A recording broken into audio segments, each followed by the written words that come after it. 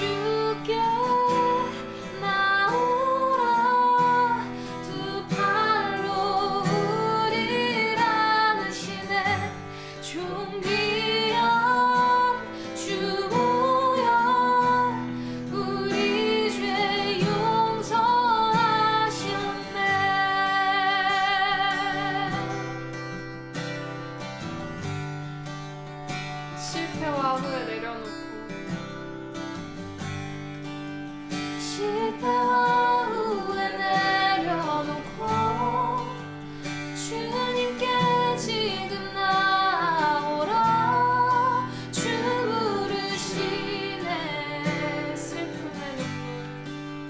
슬픔의 눈물 기쁨 되고 새로운 삶이 시작되네.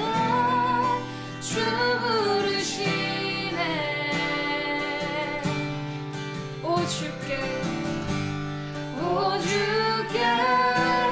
나오라 두 팔로 우리를 안으시네. 존귀한 주 보여 우리 죄 용서해줄게. 오 주께 나오라 두 팔로 우리를 안으시네.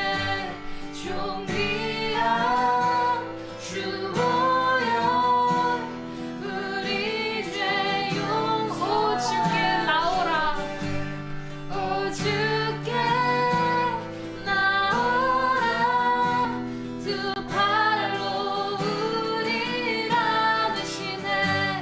존귀한 주 보여 우리 죄 용서하셨네.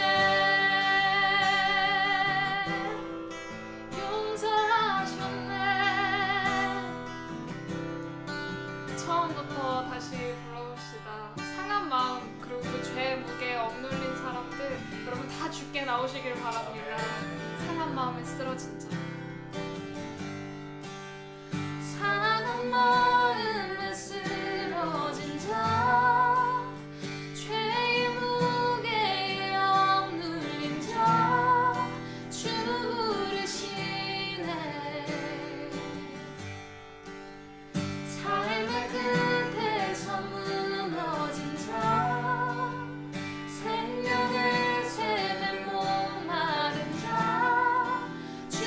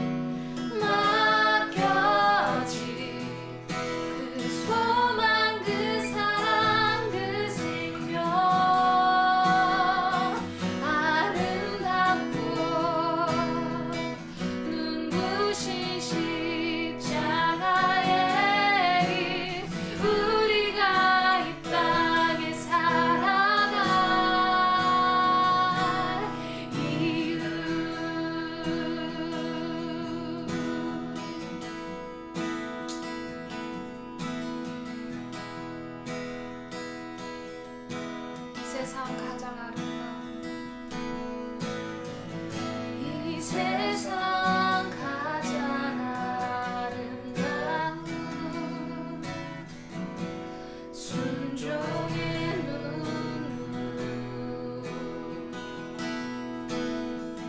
온 세상 다시 빛나게 한 생명의 눈물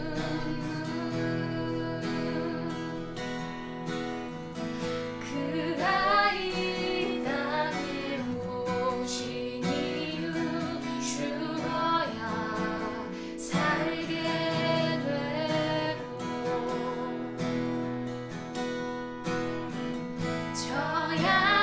져야만 승리하는 놀랍고 영원한 신비 지으신 그대로 회복시킨 우리의 창조주 그리스도 십자가의 길로 아버지 뜻 이루셨네 그가 이 땅에 오신 이유 이제 우리에게 맡겨진 그 소망 그 사랑 그 생명 아름답고 눈부신 십자가의 길 우리가 이 땅에 살아갈 이유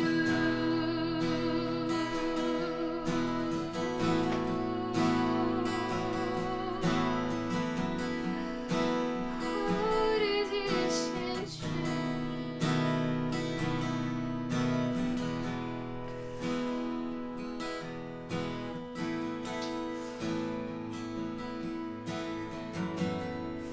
저는 우리가 처음 지음받았을 때를 돌아간다는 생각이 이 찬양을 들으면서 계속 드는데요.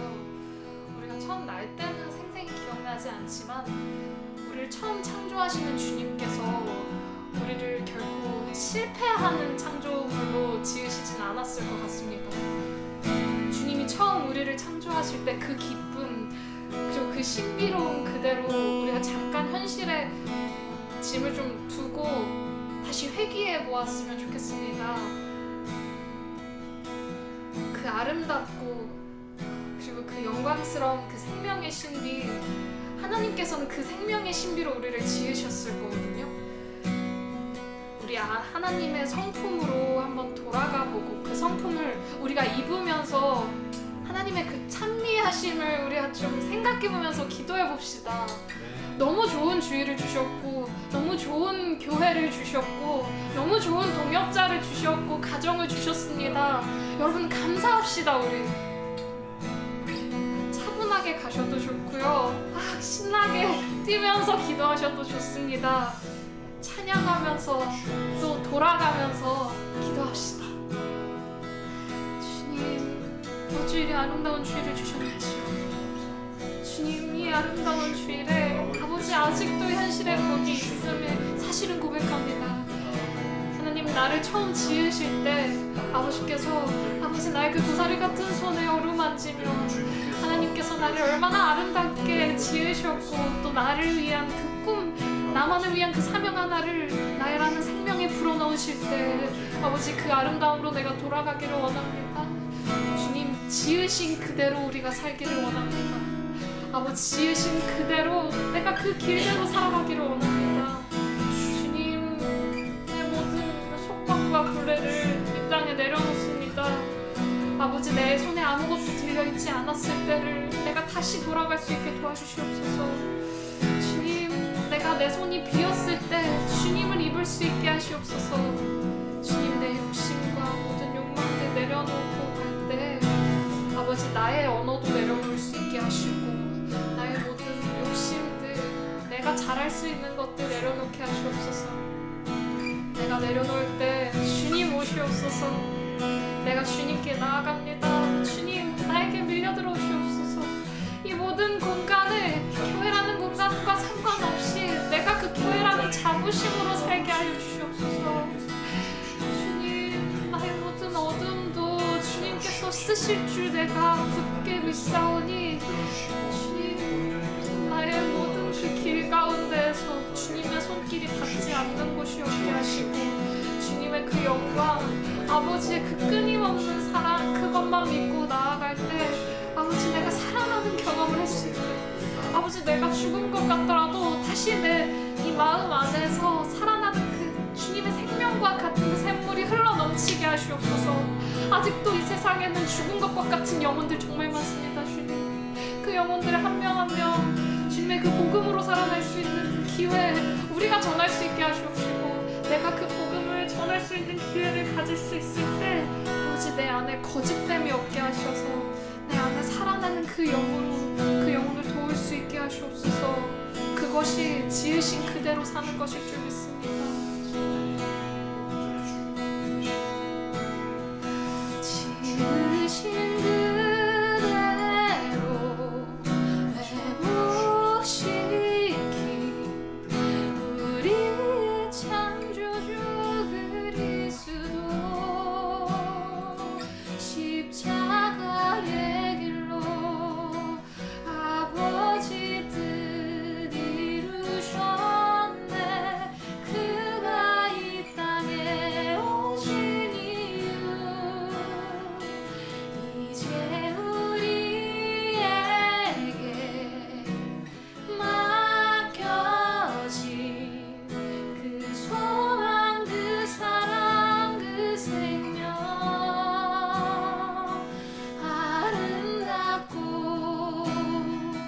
눈부신 십자가의 길, 우리가 이 땅에 살아갈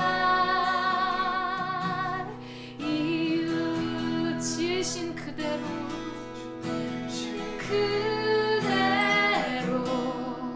회복시킨 우리의 창조주 그리스도, 십자가의 길로 아버지 뜻 이루셨네. 그가 이 땅에 오신 이유, 이제 우리에게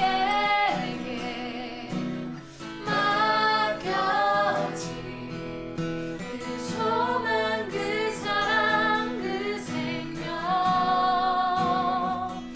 아름답고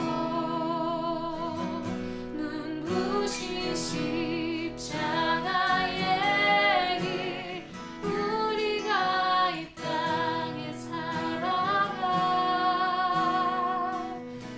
이유.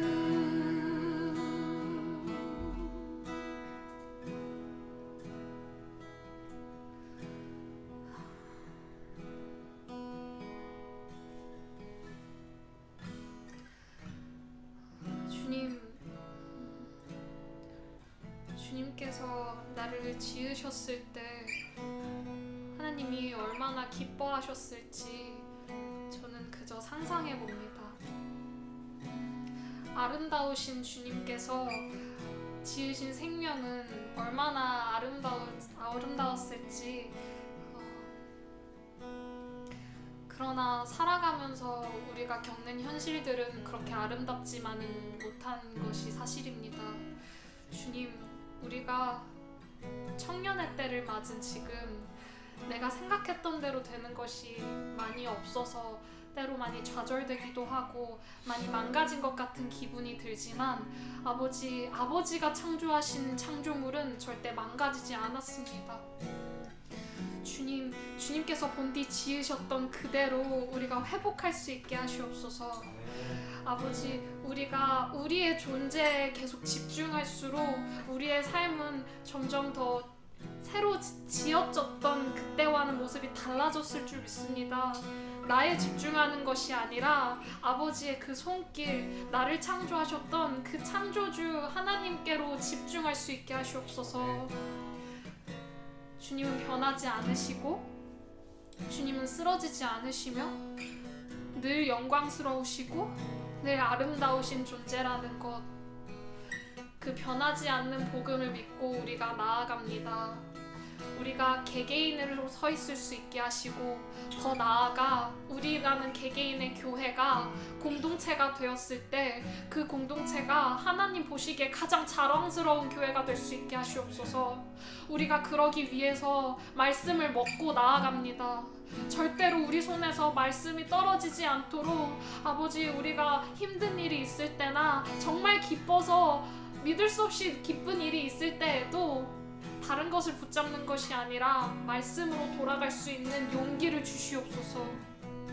코로나가 더 많이 심해져서 우리가 다시 뭉칠 때쯤 다시 흩어지고 또 뭉칠 수 있을 때쯤 다시 흩어집니다. 아버지, 우리가 흩어지는 교회로 지금 훈련받고 있음을 믿습니다.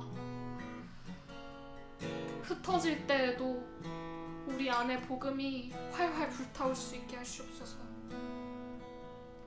지금 우리가 교회를 위해 일할 때, 그리고 복음을 위해 그 노력을 멈추지 않을 때 이 나라가 다시 회복될 줄로 믿습니다. 우리를 늘 사랑하시고 또 우리를 절대 버리시지 않으시는 예수님의 이름으로 기도드렸습니다. 아멘.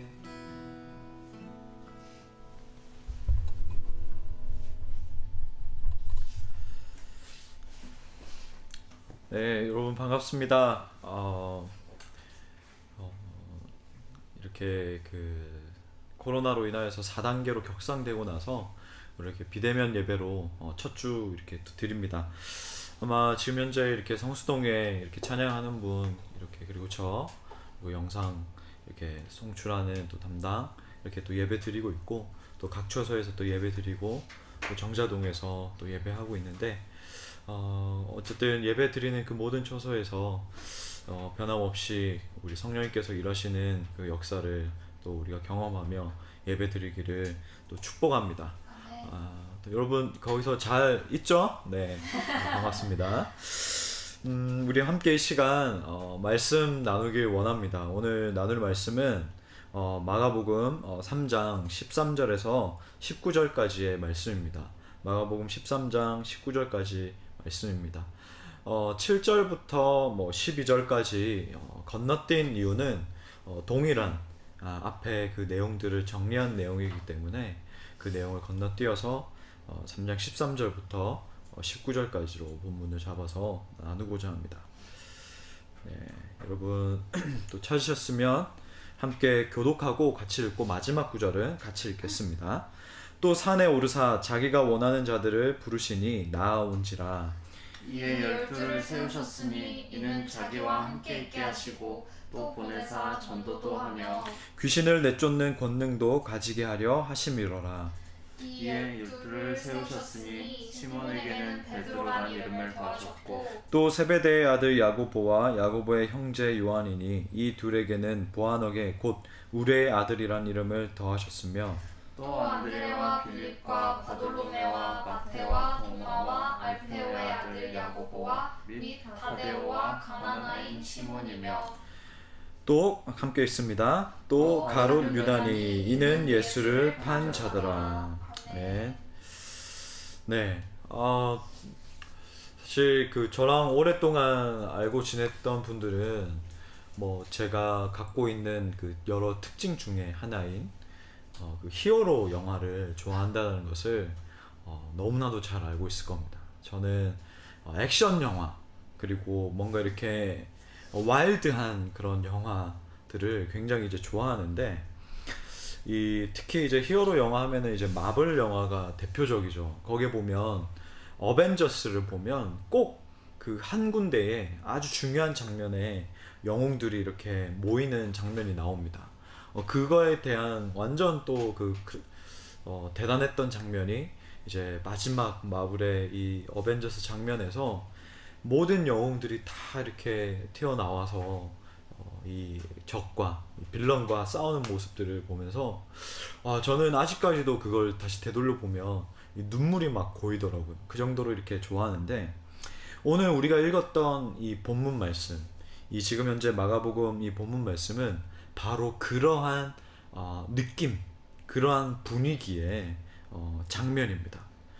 예수님께서 많은 무리들이 모였지만 그 무리들에서 떠나셔서 이 제자들, 예수님을 따르는 자들을 또 데리고 산으로 오셨어요. 근데 그 제자들을, 이 예수님을 따르는 자들 중에서도 이제 그 무리에서도 12명을 택하셔서 나오셔서 이제 제자로 세우신 장면이 나옵니다. 이 본문을 보면서 이 본문들을 이제 묵상하면서 우리는 여러 가지 몇 가지 것들을 이제 알 수가 있는데요. 오늘 본문에 보면 이 14절에 예수님께서 이에 12를 세우셨으니 라는 이 말씀이 나옵니다. 여러분, 이 12를 세우다 라는 이 의미는 이 헬라어 원래 의미를 보면 12를 만들었다 라는 의미가 됩니다. 물론 이게 12를 만들었다, 이게 뭐 12를 세우다 라는 이 의미가 되는데, 여기에 사용된 이 만들다 라는 이 동사는 우리가 잘 알고 있는 창세기 1장 1절 말씀, 태초에 하나님이 천지를 창조하시니라, 태초에 천지를 만드셨다라는 그 만들다라는 이 동사 의미와 동일합니다. 그런 의미에서 지금 예수님께서 이에 12를 세우셨다, 이에 12를 만드셨다라는 그 의미는 새롭게 이 만들어진, 탄생하는 이 공동체는 예수님의 창조 작품이라는 겁니다. 좀 더 풀어서 이 이야기를 하면은 교회, 예수님 시대 이후에 이 세워진 모든 교회는 예수님의 작품이 됩니다. 예수님은 이 12제자라는 이 공동체를 새롭게 창조하셨고, 이 땅의 모든 교회는 사람이 모인 것처럼, 사람이 세운 것처럼, 물론 사람이 세웠죠. 그렇지만 모든 이 기초, 근본적인 형성의 근본은 바로 예수님의 창조성이 깃들여져 있다라는 거죠. 예수님께서 불러 모으셔서 만드신 공동체라는 개념이 반드시 있다라는 겁니다. 그런 의미에서 우리가 이 제자도, 이 개념을 현재 이 제자도에 적용하면 우리는 이렇게 생각해야 합니다. 우리는 이 제자라는 명칭, 내가 제자라고 생각했을 때에, 그리고 우리가 교회로 모였다고 생각했을 때에 예수님을 위해서 내가 무엇을 할까? 내가 무엇을 만들 수 있을까라는 그 개념이 선행되는 것이 아니라, 예수 그리스도가 이 공동체로 하여금 무엇을 만들어 가고자 할까?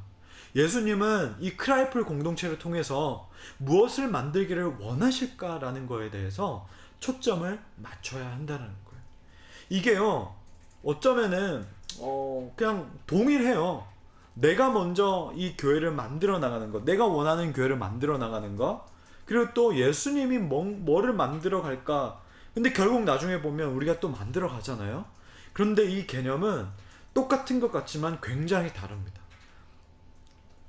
물론 지역의 그 상황에 따라서 어떤 공동체는 이런 사역하고 어떤 공동체는 이런 사역하고, 아마 그래서 많이 들어봤을 거예요. 어떤 공동체는 또 이 장애인 사역에 특화된 그런 공동체가 있고, 또 어떤 공동체는 청년 사역에 특화된 그런 교회가 있고, 여러 그런 특색이 있는 사역들이 있지만, 어쨌든 예수님께서 이 공동체를 부르셔서 무엇을 만들고자 하셨을까라는 것에 대해서 우리가 먼저 내어주고, 먼저 그 주도권과 그 주권을 온전히 예수님께 맡기고, 그 다음 이제 예수님의 만들어 가시는 것에 따라서 우리는 그저 지음 받는, 그것은 천지 차이라는 거죠. 그래서 저는 이 부분을 이제 묵상하면서 제가 주중에 한번 우리 나눴었죠. 바로 이 도제라는 것을 묵상하게 되었습니다. 우리는 제자라는 그 단어를 굉장히 많이 듣습니다. 아마 교회 생활을 하다 보면 이 제자라는 단어는 빠짐없이 나오게 되는데, 제자 훈련이라는 것도 아마 여러분 한 번 이상은 다 받아봤을 겁니다. 그런데 이 제자를 생각하면서 이 도제라는 단어가 떠올랐는데, 이 도제는 장인이 되기 위해서 훈련받는 사람을 지칭합니다. 어떤 분야의 그 장인에게 찾아가서 기술은 물론이고 그 일상생활 태도까지 가르침을 받습니다. 이 장인은요, 한 분야에 자기가 20년 이상 그 분야의 일을 몸담았고 또 그것을 국가로부터 인정을 받으면 장인이라는 명장이라는 이제 그 지칭을 그렇게 받습니다. 그러니까 어떤 분야든 간에 심지어 장사를 한다고 해도, 음식 장사를 한다고 해도 20년 동안 그 한 분야의 그 음식을 한 자리에서 해내는 것은 굉장히 쉽지가 않습니다. 요즘같이 이렇게 어려운 때는 더더욱 쉽지가 않습니다. 제가 최근에 읽은 이 마스터리의 법칙이라는 이 책이 있는데, 이 마스터리의 이 법칙이라는 그 책에서도 이 장인을 찾아가서 이 장인의 발걸음, 그리고 장인이 갖고 있는 이 사소한 습관도 이 제자는 자세히 살펴보고 그대로 따라서 하라라는 이 내용이 있어요. 이 마스터리의 그 법칙을 보면 정말 이 도제, 즉 이 제자가 스승을 어떻게 생각하고 따라야 하는지, 그리고 또 이 스승을 어떻게 또 그 배워야 하는지에 대해서, 그런 법칙에 대해서 아주 잘 그 책에서 잘 이렇게 내용을 이렇게 서머리해서 나와 있습니다.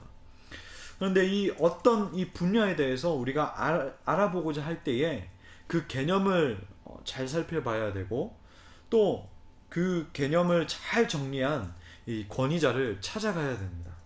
근데 일일이 그분들을 만나지 못하고, 또 만나고 싶어도 우리가 만날 수 없기 때문에 우리는 책이나 영상 매체를 통해서 간접적으로 이렇게 배우게 되는데, 우리 신앙에 있어서, 믿음에 있어서 마스터리는 바로 예수 그리스도입니다.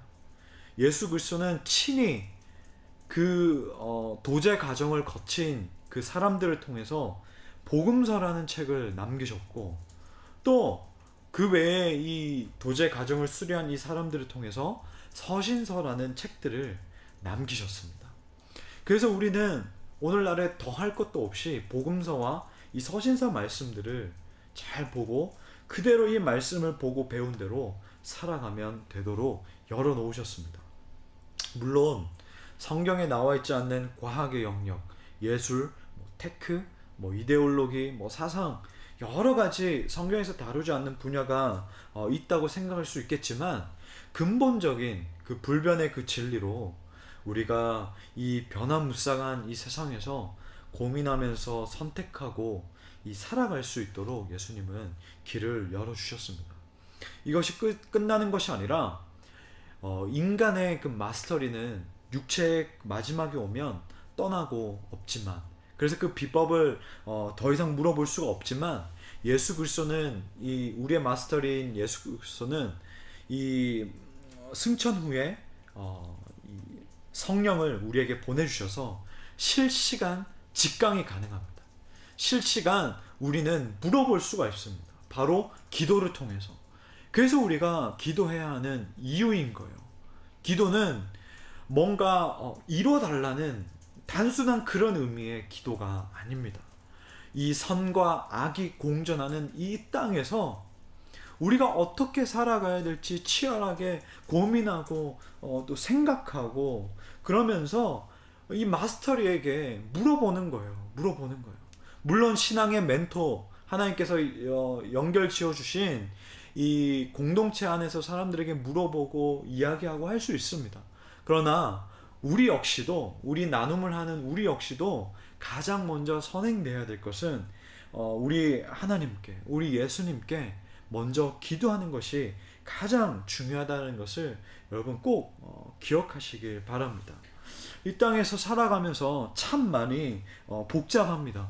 뭔가 A 아니면 B, 둘 중에 하나만 선택하면서 살아가면 참 좋지만, 너무나도 단순하고 너무나도 좋지만 너무나도 그러기에는 복잡한 인생입니다. 요즘에 제가 이 마스터리의 법칙이라는 책, 그리고 돈의 속성이라는 또 책, 그리고 최근에 저와 또 함께 관계를 맺고 있는 목사님이 이 재물, 이 돈과 관련된 이 성경적인 책을 또 쓰시면서 이렇게 함께 요즘 계속 이야기들을 나누면서 저도 이 돈과 관련된 이 자산, 자본과 관련된 것들을 이렇게 살펴보고 그냥 뭐 이제 뭐 어린이와 같은 수준이지만 금융이 뭔지에 대해서 한번 살펴보고 이러다 보니까 이 크리스찬들이 이 땅의 가운데에서 돈과 관련되어서 특히 자산과 자본과 관련되어서 고민할 수밖에 없겠구나. 이거는 고민을 해야 되는 거구나 라는 생각이 딱 들더라고요. 그러면서 요즘에 저 역시도 나름대로 이제 정리를 하면서 이제 살아가는데, 우리는 이렇게 예수님께서 이 공동체로 또 불러주시고 또 그런 의미에서 이 그리스도인으로 예수님께서 이렇게 불러주셨는데, 이 예수님께서는 우리에게 이 땅 가운데 속에서 그분의 제자로서 고민하면서 순간순간 하루하루를 살아가기를 원하신다라는 거예요. 그런데 중요한 것은 뭐냐면요, 이 도제 과정, 제자가 되어지는 이 과정의 모든 순간이 정말 예수님의 그런 코칭과 예수님의 손길이 필요하지만, 가장 중요한 더 세밀한 이 장인의 손길이 필요한 때가 특히 마지막 부분입니다. 바로 이 도제, 그리고 이 제자는 도저히 알아차릴 수 없는 이 작은 디테일이 완성도를 높이기 때문입니다. 실제로 이 제자들도 부르심을 받았지만 오늘 이 본문부터 제자들이 완벽하게 이 복음서 끝까지 수행을 행하지 않습니다. 오죽했으면 예수님께서 따로 또 다시 배에 불러다가 누룩이 뭔지에 대해서, 그리고 너희가 무엇을 경계해야 되는지에 대해서 예수님께서 따로 이 비유에 설명을 해주시는 장면들이 곳곳마다 나옵니다. 그리고 오늘 본문에 나오지만 우레의 아들이라고 하기도 하고요. 또 이 시몬에게 게바라고 하는, 그리고 이 반석이라고 하는 이 베드로라는 이름을 붙여주기도 하고요. 그리고 나중에 여러분 그 제자들의 이름의 하나하나를 그 의미를 살펴보고 그 제자들의 그 발걸음들을 살펴보면 정말 이 제자들은 정말 순진하기 짝이 없고 부족하기 짝이 없습니다. 디테일이라는 것은 전혀 없습니다. 그런데 예수님께서 승천하실 때에, 승천하시기 전에, 십자가의 그 죽음 이후에 그 승천 전에 그 마지막 이 땅에서 있는 그 기간 가운데에 마지막 디테일로 제자들을 만드시는 그 장면들을 우리가 볼 수가 있습니다. 복음서의 그 끝부분과 사도행전의 그 승천 전에 그 사이의 그 말씀들을 보면 예수님께서 그 순간에 한 말씀 한 말씀, 그리고 만들어 가시는 그 부분들을 보면 제자들이 비로소 만들어지고, 그리고 제자들이 비로소 물론 여전한 부족한 인간이지만 정말 제자다운 그 모습으로 가꿔지는 모습들을 우리는 보게 됩니다. 그렇다 보면 우리가 이것을 보면 저는 우리에게도 때가 있다라고 생각을 했어요. 우리 크라이플 공동체도 때가 있고, 그리고 이 크라이플을 이루고 있는 각자 한 명 한 명의 교회도 다 때가 있다는 겁니다. 우리가 인생에 때가 있다라고 하잖아요. 요즘 같이 이렇게 뭐 예능이나 뭐 유키즈 온 더 블럭이나 뭐 대화의 뭐 희열 뭐 이런 예능들을 보면 다 거기에 나오신 분들 보면 어떤 마스터리잖아요. 마스터리에 보면 그분들이 이렇게 어떤 이제 신앙을 가진 분들도 거기서 이제 신앙 색채를 이제 낼 수 없으니까 정말 그 운이 좋았다, 뭐 기회가 좋았다 이런 식으로 이렇게 그 때에 대해서 다 이야기를 하는데, 우리 역시도요 하나님의 그 때, 우리가 하나님의 계획이라고 하잖아요. 결국에는 하나님의 그 손길이 닿았을 때에 완성이 된다는 겁니다. 물론 지금도 우리가 하나님께서 빚어 나가시지만 마지막 그 하나님께서 점을 찍는, 방점을 찍는 그 하나님의 그 손길이 닿을 때에 이 크라이플도 그리고 우리도 완성이 될 수가 있다라는 거죠. 자, 그런 의미에서 우리 크라이플도, 그리고 여러분도 인생에서 그 살아가다가 우리가 꼭 이것을 기억했으면 좋겠습니다. 공동체로 지음 받았다는 것, 크라이플로 지음 받았다는 것, 그리고 내가 그리스도인으로 지금 지음 받고 있다라는 것은 전능자의 그 손길을 기다리면서 그분의 그 속성대로, 하나님의 속성대로 살아가는 것이라는 것을 여러분 꼭 기억하시길 바랍니다.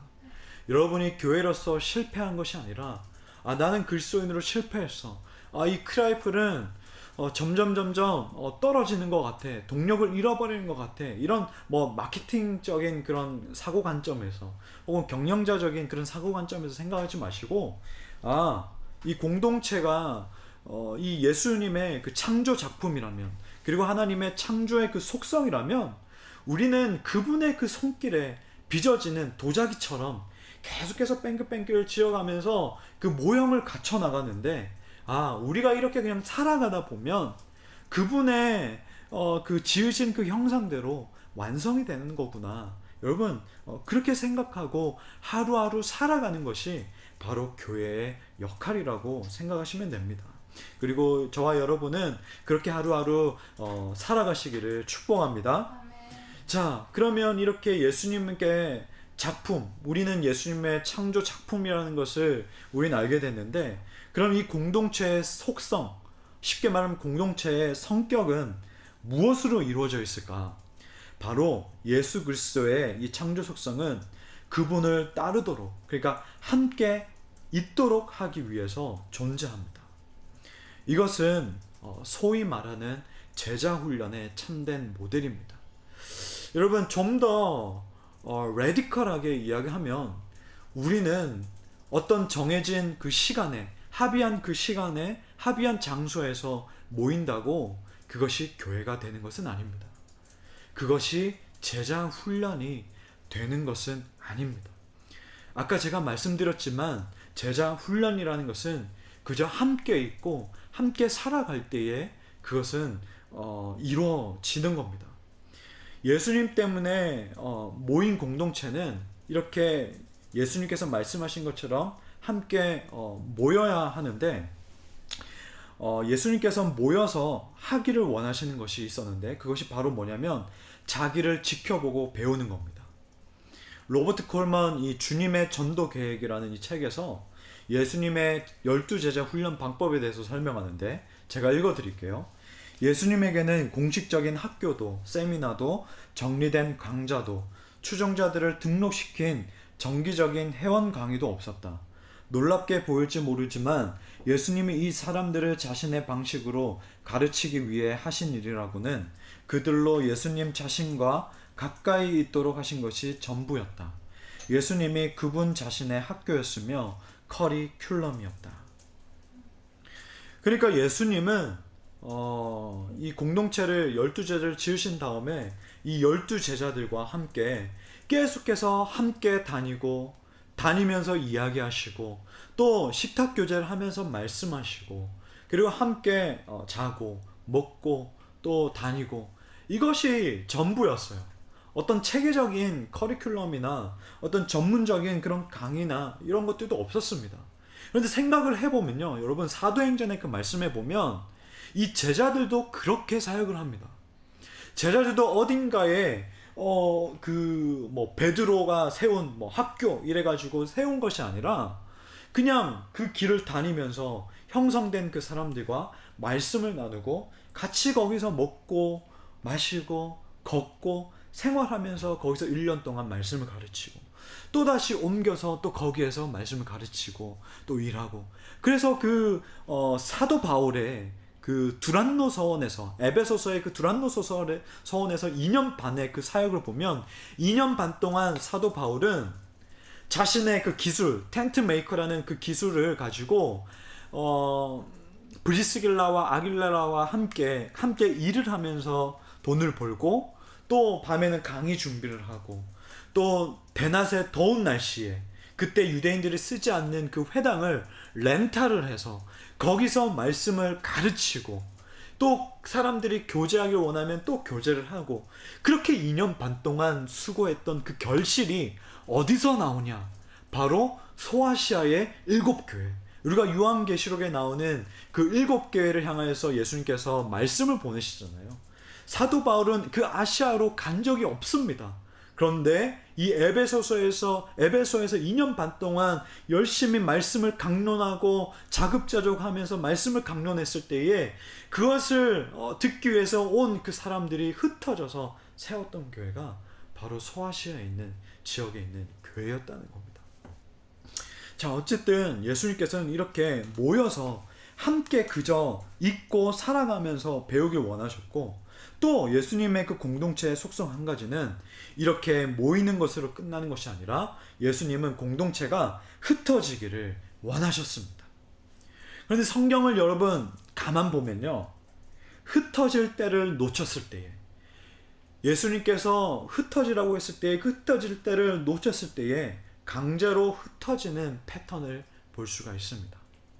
이 복음, 그리고 이 하나님께서 말씀하신 이 그리스도인의 그 삶이 이방인에게 뻗어나가지 못했을 때에 하나님께서는 강제로 흩으실 때가 있습니다.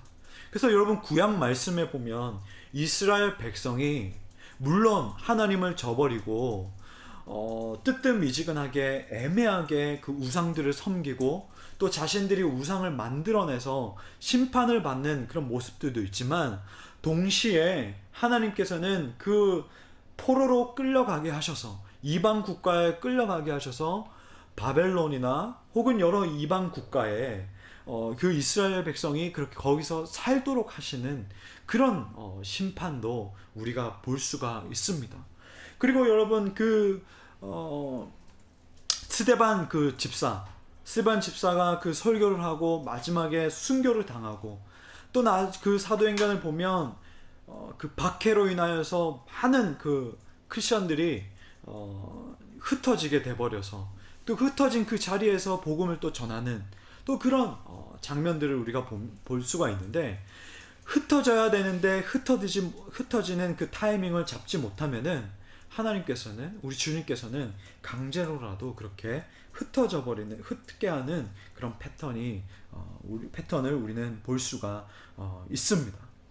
파도를 타는 그 교회, 그런 의미에서 그 저자의 그 닐콜의 그 책에 보면 아주 흥미로운 내용이 나오는데, 교회인 우리에게 박해가 없는 이유는 우리의 원수가 우리의 현 상태에 만족하고 있기 때문이라고 말을 합니다.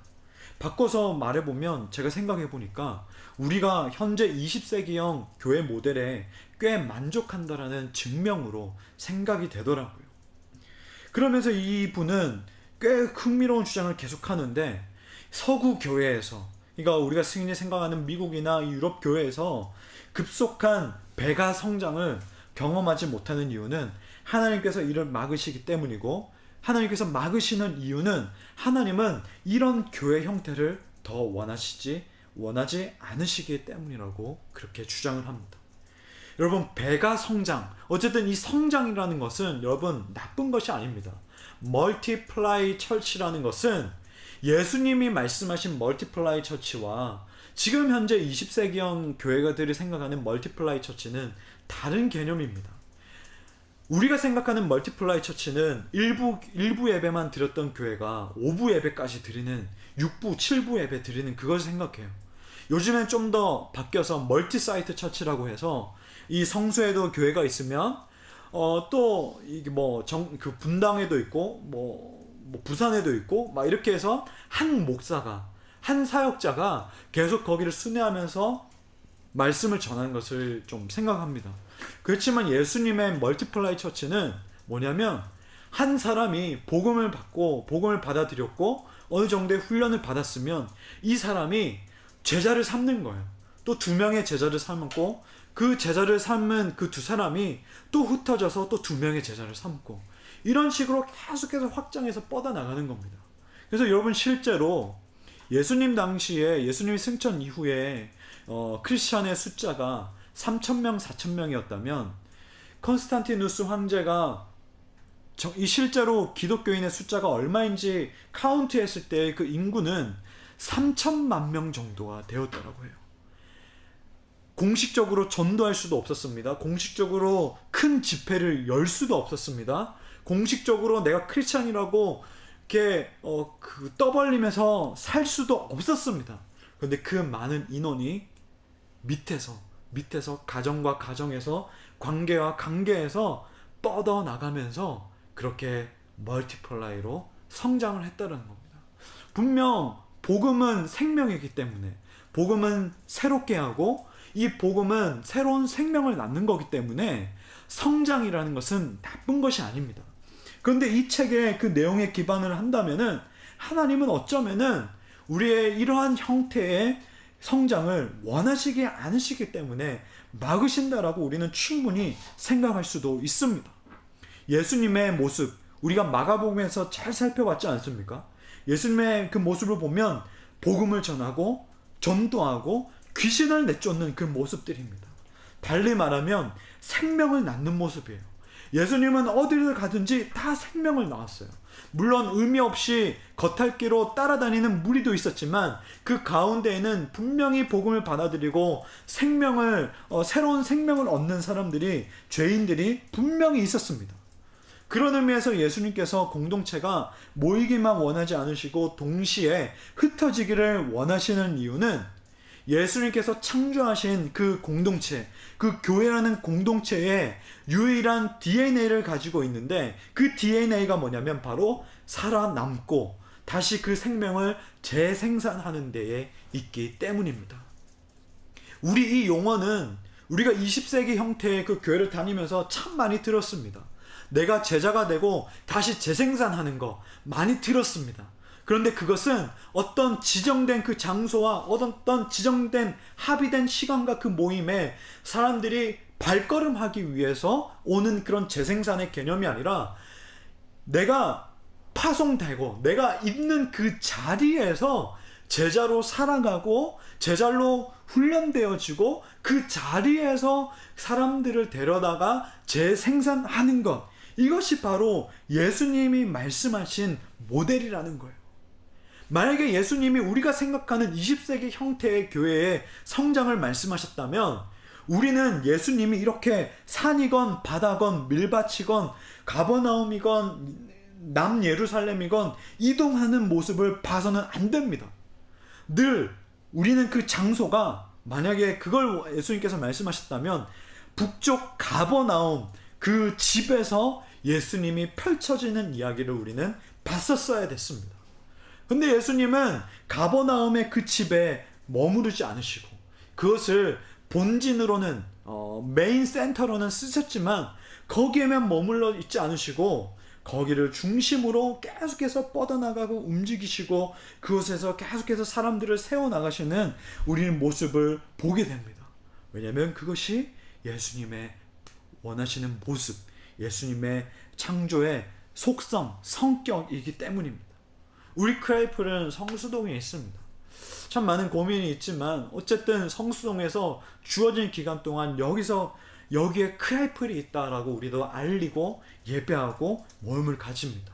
그러나 거리가 멀어서 오지 못하는 분들, 어떤 지방에 있을 수도 있고 저쪽 서울 끝자락에 있는 사람들이 또 있을 수 있고, 그러나 경기도 어딘가 저쪽 파주 저쪽 부쪽에 이런데 인천 이쪽에 있을 수도 있고 있습니다.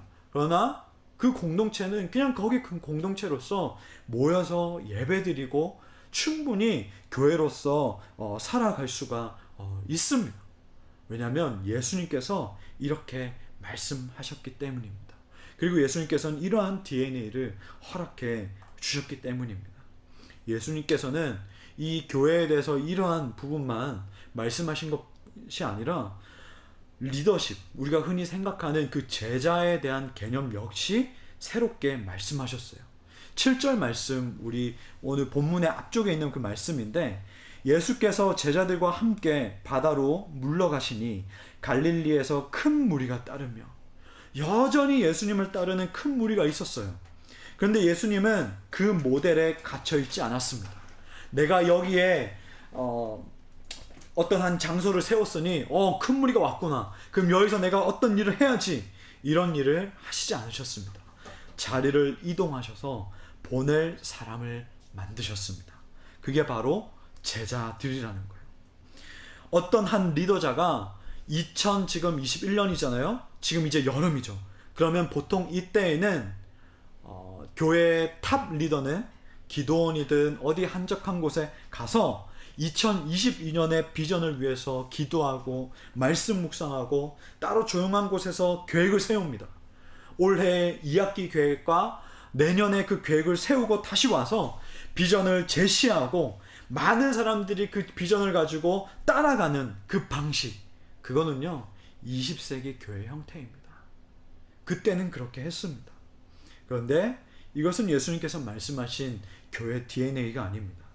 예수님은 자신의 비전을 따르는 사람을 찾아내는 그 모델이 아니라 재생산할 수 있는 사람들을 키워내는 일에 집중하셨습니다. 12제자, 제가 다시 한번 말씀드리지만 완벽하지 않았습니다. 처음부터 이 12제자는 가서 이 재생산을 할 수 있는 그 능력을 갖추지 않았습니다. 그런데 예수님은 할 수 있는 그 사람들을 찾아서 키워내서 보내는 일에 집중하셨다는 겁니다. 그런 의미로 우리가 21세기를 살아가는 이 시대에 교회는 얼마나 많은 사람들을 모았는지 이것에 따라서 평가받는 게 아니라 또 다른 리더들이 얼마나 파송받았는지가 중요합니다. 여러분 꼭 기억하십시오. 크라이플의 가장 중요한 사역은 뭐냐면요, 얼마나 많은 사람들이 크라이플을 통해서 세례 받았는지가 중요합니다. 교회는 새로운 생명을 찾아내서 그 사람들에게 세례를 줬는지가 건강함의 표지입니다. 그리고 얼마나 이 세례를 많이 받은 사람들이 이 교회를 떠나서 다른 공동체를 세웠는지가 가장 건강함의 표지입니다. 여러분, 그래서 바라기는요, 저는 이 현재 예배를 지금 현재 일부 이 링크를 받아서 이 예배하는 이 사람들 전체가 저는 시드 멤버, 코어 멤버라고 저는 생각을 합니다. 그래서 여러분이 지금 당장 올해 안에 능숙하게 말씀을 읽어서 그 말씀을 준비해서 다른 사람에게 복음을 설명하고 설교하는 능력을 갖추리라고는 생각하지 않습니다. 여러분은 무시해서가 아니라요, 정말 새로운 개념을 여러분이 지금 받고 있고 또 새로운 그 모델링으로 가고 있기 때문에 저 역시도 적응 중이고 여러분은 더 큰 에너지로 적응을 하고 있다라고 저는 생각이 됩니다. 그렇기 때문에 우리에게 주어진 이 성수동에서 크라이플에게 주어진 이 시간 동안 계속해서 우리가 함께 주일에 생활하고 또 주중에 또 함께 나누고 이렇게 하면서 여러분 이 기간 동안 여러분이 이 능력을 키워내는 시간이라고 생각을 하십시오. 그래서 이 기간 동안 예수님께서 12제자를 부르셔서 전할 수 있는 그 능력을 키웠듯이, 공생의 기간 동안 키웠듯이 저 포함해서 여러분이 함께 이 기간을 지금 도제 과정이라고 여기고 그런 마음으로 계속해서 이 도제 기간들을 함께 저와 함께 기도하면서 이겨냈으면 좋겠습니다. 분명 예수님께서 말씀하신 교회의 그 DNA가 어느 순간에는 저와 그 여러분에게 반드시 그 DNA가 완전히 심어져서 그 DNA대로 사역할 날이 옵니다. 저와 여러분이 그것을 꿈꾸면서 이 도제 과정을 잘 거쳤으면 좋겠습니다. 또 한편으로는 예수님의 이 보내심에 대해서 생각해 볼 때에 예수님은 자신의 그 불러 모은 그 제자들을 그냥 보내시지 않으셨습니다. 전도도 하고 귀신을 내쫓는 권능을 허락하셨습니다. 우리는 누군가의 그 권위나 지위로 인하여서 소모될 때까지 이용당하거나 또 사용당하거나 우리의 감정과 그 모든 것들이 소진되는 경험을 할 때가 있습니다. 그러나 예수님은 자신의 권위로 채움을 주십니다. 예수님은 우리에게 먼저 모든 것을 내어주셨습니다. 그렇기 때문에 우리를 창조주가 친히 책임지고 계시기 때문에 우리는 이것을 믿고 흩어질 수가 있는 것입니다. 그분의 이름으로 움직이기만 할 뿐 모든 결과와 책임은 우리의 하늘 아버지께서 감당하신다고 하셨기 때문입니다. 여러분, 우리의 이 도제 과정 동안 두려워하지 않을 수 있는 이유는, 내가 할 수 있을까 이런 의심을 하지 않아도 되는 이유는, 12 제자들에게 자신의 모든 것을, 그 권능을 허락해 주셨던 그 주님은 여전히 오늘날에도 저와 여러분에게 그 권능을 다 주시기를, 모든 것을 다 내어주시기를 지금 기다리고 계시고, 지금 또 다 내어주시고 있기 때문입니다. 여러분, 이것을 믿고 이 도제의 그 과정 기간 동안에 저와 여러분이 담대히 수련받는 기간이 되기를 축복합니다. 여러분, 마지막으로요, 예수님께서 이렇게 공동체를 불러서 지으셨고 공동체에 이러한 속성을 주셨습니다. 그러면 여러분, 이게 완성된 걸까요? 된 것일까요? 크라이플이라는 이 공동체는 이제 완벽한 그런 공동체일까요? 팬데믹 다음 세상을 위한 10 레슨의 저자, 이 파리드 자카리아라는 사람이 있습니다. 이 사람은 인도계의 미국인입니다. 근데 이 사람은 국제관계, 국제정치에 대해서 아주 저명한 권위자인데, 이 사람이 인터뷰 때 했던 내용이 참 인상 깊었습니다. 민주주의라는 것은 한 번 얻은 것으로, 라이센스를 딴 것처럼 끝나는 것이 아니라 계속되는 투쟁에 의해서 만들어져 가는 것이다 라고 이야기를 했습니다. 저는 이 인터뷰 내용을 들으면서 교회도 마찬가지인데 라는 생각을 했습니다. 분명 예수님은 새로운 공동체를 창조하셨습니다. 그런 의미에서 12 제자들은 분명 예수님의 편, 쉽게 말하면 예수님의 팀에 소속된 일원입니다. 그런데 마가복음 전체를 살펴보면 정작 이 예수님의 메시지와 예수님의 뜻과 사명을 이해하지 못하고 부정적인 역할을 하는 모습들을 발견할 수 있습니다. 나중에 하늘 날아가면 누가 더 높은 자니까 이런 말들을 하고요. 또 예수님을 또 떠나가기도 하고요. 또 예수님께 이 비유의 말씀을 제대로 알아듣지 못해서 예수님의 행동을 이해하지 못하는 그런 모습들도 우리는 발견하게 됩니다. 마찬가지로 우리도 역시 착각합니다. 교회로 모이기만 하면, 교회라는 이름으로 모이면, 그 테두리 안에 모이기만 하면 완벽한 기능을 곧장 수행할 수 있을 것이라고 우리는 기대합니다. 그런데 하나님은 우리를 부르셔서 만들어 가십니다. 교회 구성원은요, 완성품이 아니라 어쩌면은 조립되지 못한 부품과도 같습니다. 혹은 성장해야 하는 신생아와 같습니다. 이 신생아나 조립되지 못한 이 부품들은 누군가의 손길로 통해서 지어져야 되고 키워져야 합니다.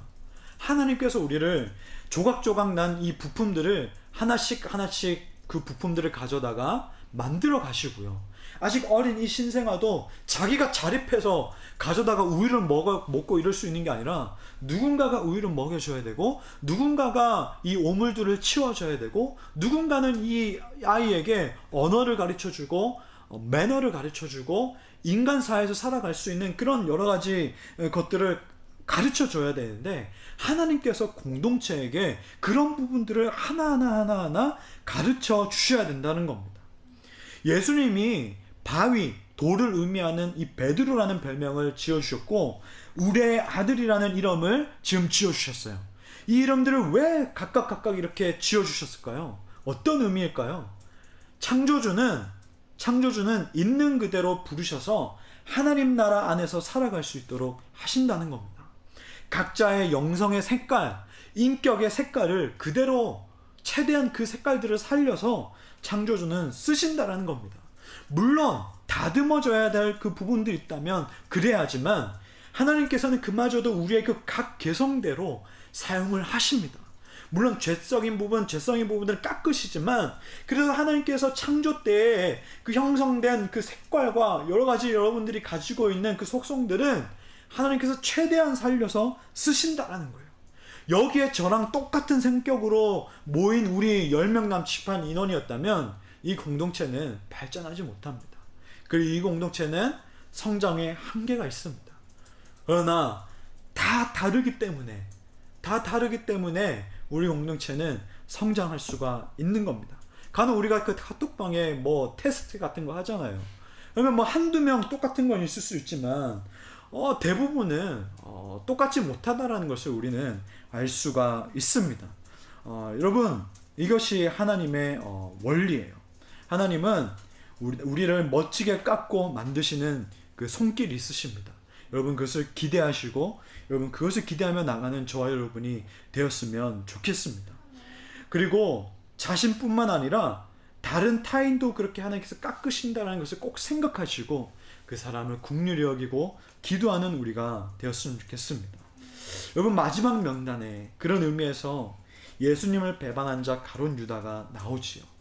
본격적인 이 예수님의 행보를 기록할 때에 마가는 이 자를 언급하고 싶었을까요?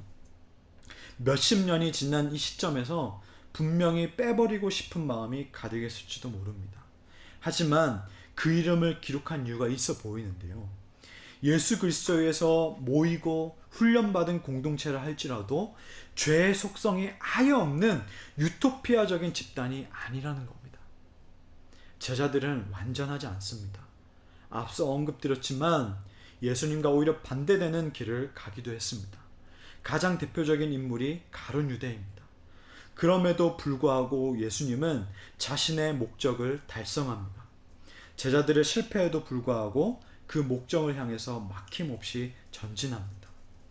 여러분 예수 그리스도를 주라고 고백하는 이 공동체를 할지라도 우리는 완벽하지 않습니다. 그럼에도 불구하고 창조주 하나님은 오늘 이 시간에도 교회를 통해서 역사하시기를 원하신다는 거예요. 그럼에도 불구하고 하나님은 자신이 창조한 이 공동체를 통해서 이 크라이프를 통해서 또 일을 하시길 원하신다는 겁니다.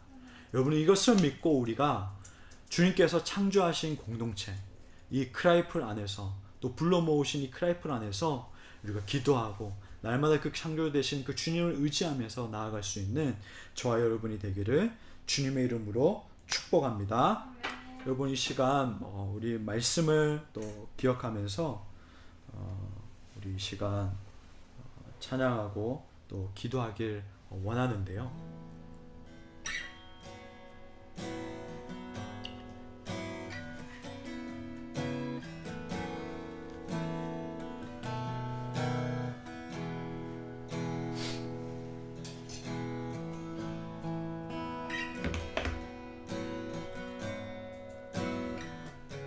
우리 그가 오신 이유라는 찬양입니다.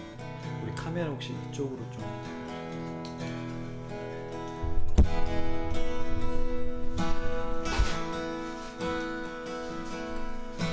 이 세상 가장 이 세상 가장 아름다운 순종의 눈으로 온 세상 다시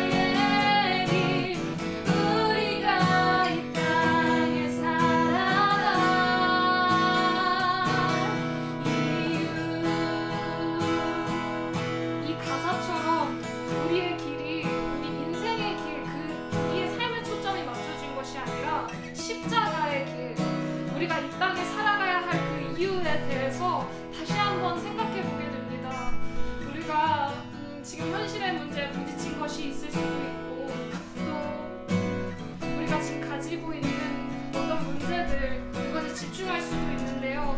여러분 우리가 지음받은 그대로 주님께서 우리에게 주신 그 사명 그대로 우리가 복음을 전하는 일에 더욱더 초점을 가하면서 우리 그렇게 나아가셨으면 좋겠습니다.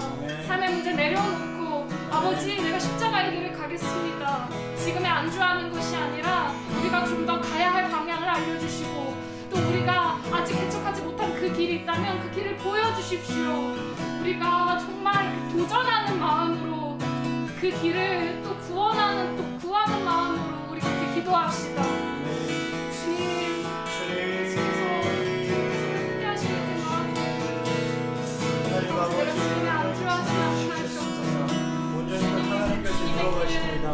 온전히 그 하나님께서 인도하시고 그 하나님께서 그 모든 것들을 하나님 만들어 가십니다.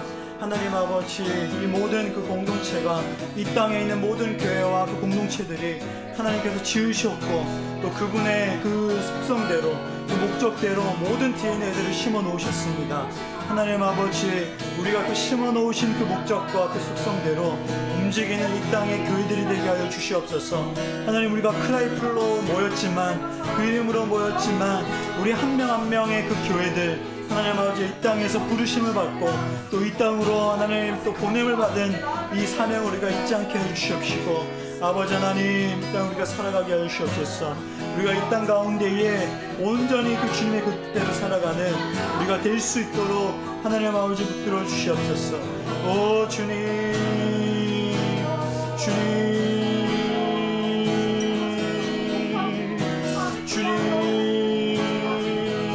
온전히 우리 예수 그리스도의 그 창조의 그 지으신 그대로 예수 그리스도 오직 그 주님께서 지으신 그대로 우리가 살아가게 하여 주시옵소서.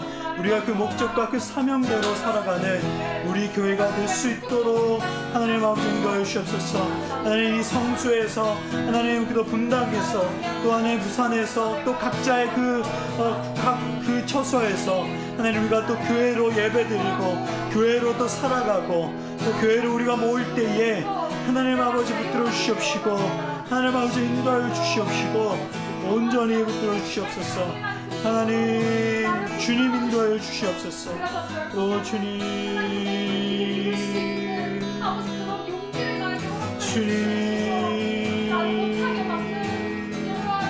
주님께서 인도해 주시옵소서. 아버지께서 온전히 붙들어 주시옵소서. 온전히 주님께서 인도해 주시옵소서. 오 주님 오 주님 오 주님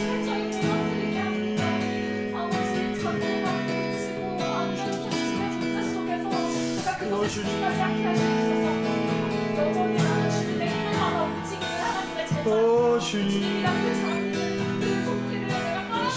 인도해 주시옵소서. 주님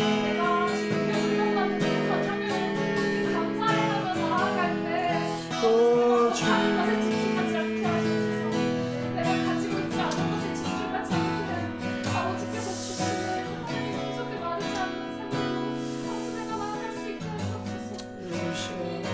이 시간 여러분 한 가지 더 기도했으면 좋겠는데요. 여러분 나중에 우리 소그룹 나눔 질문지 그 글을 보시면 알겠지만 우리 주님께서는 이 복음이 관계를 통해서 뻗어나갈 수 있도록 그렇게 디자인을 해놓으셨습니다.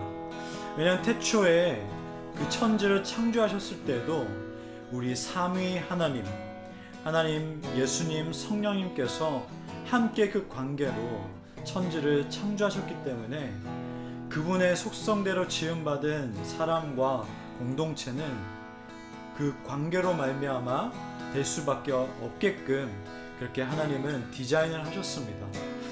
여러분 이 복음도요 관계를 통해서 나갈 수가 있습니다. 아무나 아무 백그라운드 없이 복음이 전해질 수 있는 것이 아니라 내가 있는 그 가정의 그 가족들과의 그 관계에서 그리고 나에게 그 신뢰를 얻고 있는 그 친구들과의 그 관계에서 복음은 그렇게 관계라는 선로를 타고 뻗어 나갈 수가 있는 것입니다.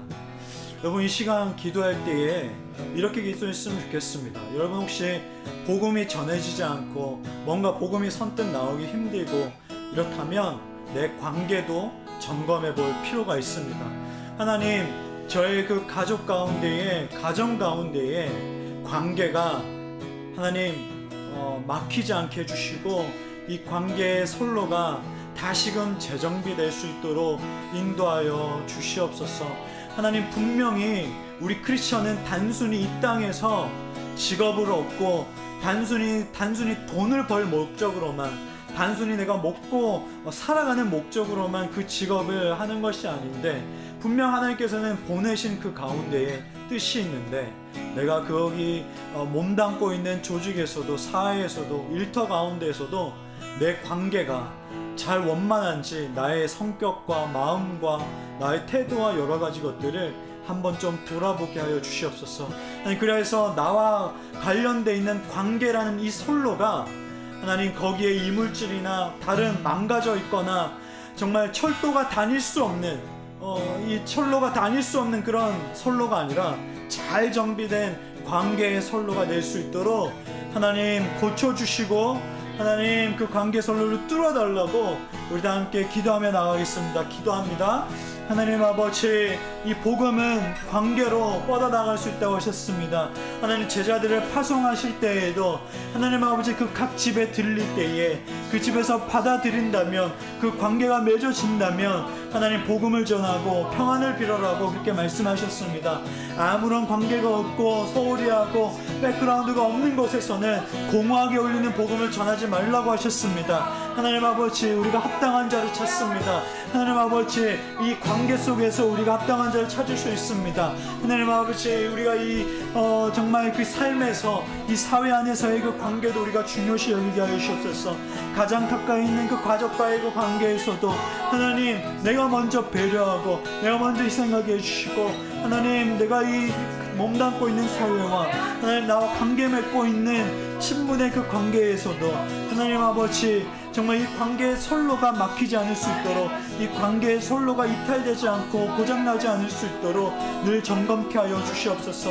하나님, 이 관계를 통하여서 복음이 뻗어나게 해주시옵시고, 이 관계를 통하여서 정말 능력 되시는 그 복음이 하나님 아버지 움직이고 뻗어나갈 수 있도록 아버지 하나님 인도해 주시옵소서.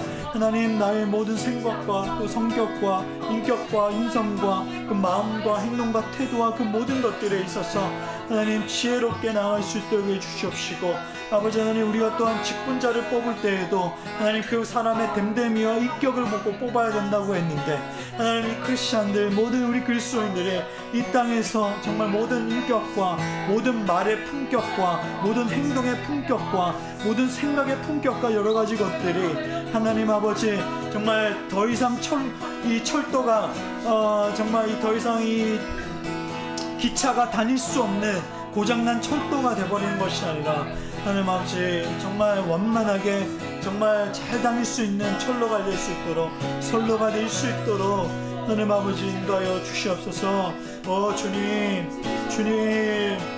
주님께서 만나게 해주시고 주님께서 계속해서 붙여주시는 그 사람이 있다면 우리가 정말 그 관계의 선로를 잘 정비하게 하여 주시옵소서.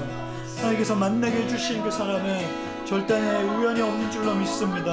아버지 하나님, 주님의 섭리와 아버지의 그 인도하신 가운데 만나게 주신 사람이 있다면 주님 아버지 말씀해 주시옵소서.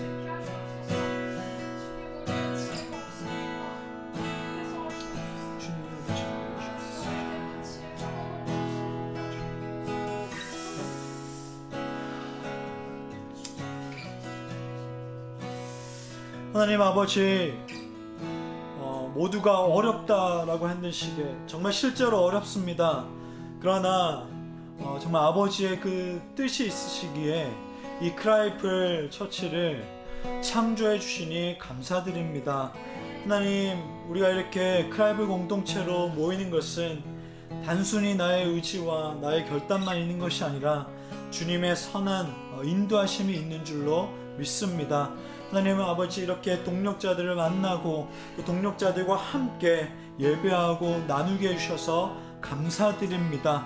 하나님 아버지, 무엇보다 이 크라이플, 이렇게 크라이플이라는 이름으로 묶어주셨는데 우리가 하나님 아버지 이 크라이플이 정말 예수님께서 그 창조하신 그 속성이 잘 담겨져 있는 교회가 되게 하여 주옵소서. 하나님, 우리가 한 걸음 한 걸음 발걸음하는 것들, 그리고 우리가 준비하는 이 모든 것들이 하나님, 제자들이 예수님과 함께 있음으로 인하여서 잘 훈련받고 그 부족함들이 메꿔지고 또 그 메꿔지고 마지막에는 정말 예수께서 파송하셨을 때에 온전히 그 사명을 잘 감당했던 것처럼 우리가 지금 이 복음에 가까이 있음으로써 정말 무엇보다도 먼저 무너진 부분들이 있다면 잘 세워지고 회복되고 또 잘 훈련받아서 하나님, 또 우리가 보냄을 받는 우리 교회들이 될 수 있도록 인도하여 주시옵소서. 하나님 아버지, 무엇보다도 이 복음이라는 이 기차가 정말 우리가 그 관계를 맺고 있는 가정에서 또 그 친구들과 지인들과의 그 관계에서 또 이 사회에 있는 그 관계에서 그 철로들을 통하여서 잘 뻗어나가길 원합니다. 하나님 아버지, 나의 이 철로와 이 선로들을 고쳐주시고 다듬어 주시고 하나님, 주님께서 만들어 주시옵시고 그리하여서 이 복음의 기차가 잘 이동할 수 있도록 하나님 아버지 인도하여 주옵소서. 하나님 아버지, 곳곳에 교회들이 세워지게 해주시고 곳곳에 예수 그리스도를 주로 고백하는 공동체들이 곳곳마다 이 시대 가운데에 세워져서 예배하는 공동체가 주님 아버지 정말 곳곳마다 일어날 수 있도록 주님 아버지 역사하여 주시옵소서. 하나님 아버지, 이번 한 주간도 주님, 우리가 또 교회로 살아가기 원합니다. 하나님 아버지, 그저 교회는, 그저 주님께서 부르신 그 공동체는 살아가는 데에 있다라고 했습니다. 전능자의 손길, 그 하나님의 그 때와 하나님의 그 계획하심을 우리가 신뢰하며 주님께서 정말 보내신 그 자리에서 살아가는 우리가 될 수 있도록 하여 주시옵소서. 감사드리며 예수님의 이름으로 기도하옵나이다. 아멘. 이 시간 하나님의 복을 받습니다. 하나님은 우리에게 복을 내려주시는 분이십니다. 주 예수 그리스도의 은혜와 하나님의 사랑과 성령의 교통하심이 예수 그리스도의 창조로 만들어져가는 교회 공동체가 목적에 따라서 사회 곳곳에 퍼져서 제자로 살아가기로 힘쓰고 창조주 하나님의 손길이 닿을 때를 기다리면서 그분의 형상대로 살아가기를 힘쓰는 온 성도 가운데에 성수와 또 분당과 각 지역과 각 국가별에서 이 영상 예배를 드리는 모든 성도 가운데에 함께 있을 지어다. 아멘.